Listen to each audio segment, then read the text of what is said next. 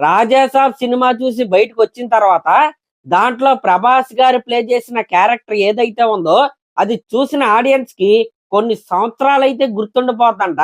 ఇంకా ప్రభాస్ గారిని ఎంటర్టైనింగ్ వేలో మన తెలుగు ఆడియన్స్ అయితే చూశారు, పాన్ ఇండియా వైడ్ గా అయితే చూడలేదు. కాబట్టి ఈ రాజాసాబ్ సినిమా ఏదైతే ఉందో అందరికి ఐ ఫీస్ట్ లాగా అయితే ఉంటదని మన మారుతి గారు అయితే చెప్పారు. ఇంకా ఈ సినిమా టీజర్ లో కావచ్చు, ట్రైలర్ లో కావచ్చు, ప్రభాస్ గారిది ఒక ఓల్డ్ గెటప్ అయితే ఉంది కదా, రాజు గారి గెటప్ లో రాజసంతో మనోడైతే ఆ శిఖర్ అయితే అలా నోట్లో పెట్టుకుని నడుచుకుని వస్తా ఉంటాడు కదా, ఆ హోల్ సీక్వెన్స్ ఏదైతే ఉందో ఇండియన్ స్క్రీన్ పైన మనం అయితే అలాంటి సీక్వెన్స్ అయితే చూడలేదంట. అంటే హర్రర్ కామెడీ సినిమాల ద్వారా ఒక్కొక్కరు ఒక్కొక్క రకమైన ఎక్స్పీరియన్స్ అయితే ఇస్తారు, అలాగే ఒక్కొక్కరు ఒక్కొక్క రకంగా అయితే తీస్తారు. కానీ ప్రభాస్ గారు లాంటి హీరో ఇలాంటి సినిమాలో ఉన్నప్పుడు ఆ హోల్ ఎపిసోడ్ ఎంత యూనిక్ గా ఉండాలి, ఎంత ఎంటర్టైనింగ్ గా ఉండాలనేది అయితే ఆలోచించుకుని వీళ్ళైతే చాలా స్పెషల్ కేర్ అయితే తీసుకుని దాన్ని అయితే డిజైన్ చేశారంట. ఆ హోల్ సీక్వెన్స్ లో ప్రభాస్ గారి గెటప్ కావచ్చు, ఆ ఎటైర్ కావచ్చు, ఆ హెయిర్ కావచ్చు, ఇంకా ఆయన స్వాగ్ కావచ్చు, నెక్స్ట్ లెవెల్లో ఉంటాయని మన మారుతి గారు అయితే చెప్పారు. అంటే చూసిన ఆడియన్స్ గుర్తు పెట్టుకునే విధంగా ఉండాలంటే దాంట్లో ఏదో ఒక యూనిక్నెస్ అయితే ఉండాలి. కాబట్టి ప్రత్యేకంగా ఒక రకమైన హోంవర్క్ అయితే చేసి ఆ సీక్వెన్స్ అయితే వీళ్ళైతే డిజైన్ చేశారంట. అది ప్రభాస్ గారి స్టైల్ కావచ్చు, స్లాంగ్ కావచ్చు, ఇంకా మొత్తం ప్రతిదీ కూడా ఆ హోల్ సీక్వెన్స్ లో ఇప్పటి వరకు మనం చూడనటువంటి ప్రభాస్ గారిని అయితే చూడబోతున్నాం. ఇంకా ఎప్పుడు ఇండియన్ స్క్రీన్ పైన చూడనటువంటి ఒక సీక్వెన్స్ అయితే మనం అయితే ఈ రాజాసాబ్ సినిమాలో అయితే చూడబోతున్నాం.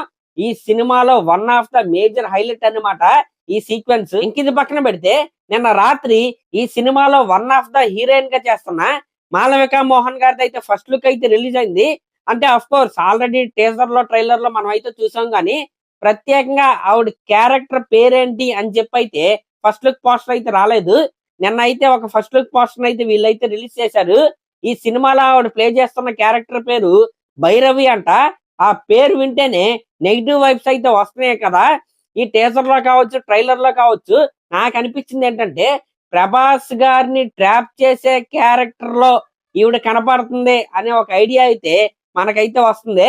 మనం మిగతాది మనం సినిమాలో చూసి అయితే తెలుసుకోవాలి. ఇది పక్కన పెడితే ఈ రోజు రాత్రి ఫ్యాన్స్ సమక్షంలోకి మన రాజుగారి ఆగమనం అన్నమాట.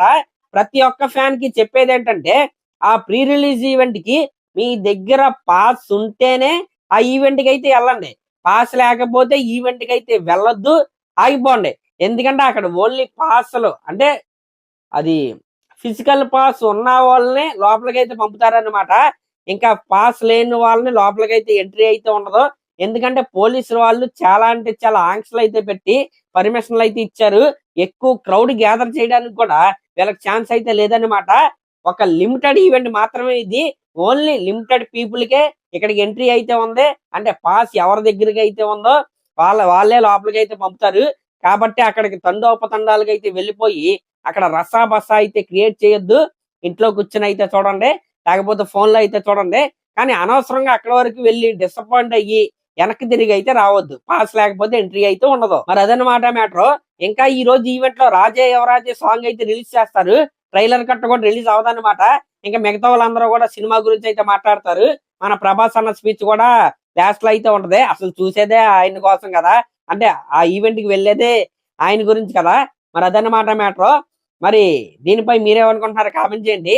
అలాగే నా లేటెస్ట్ సినిమా అప్డేట్స్ కోసం మన ఛానల్ అయితే సబ్స్క్రైబ్ చేసుకోండి. Thank you.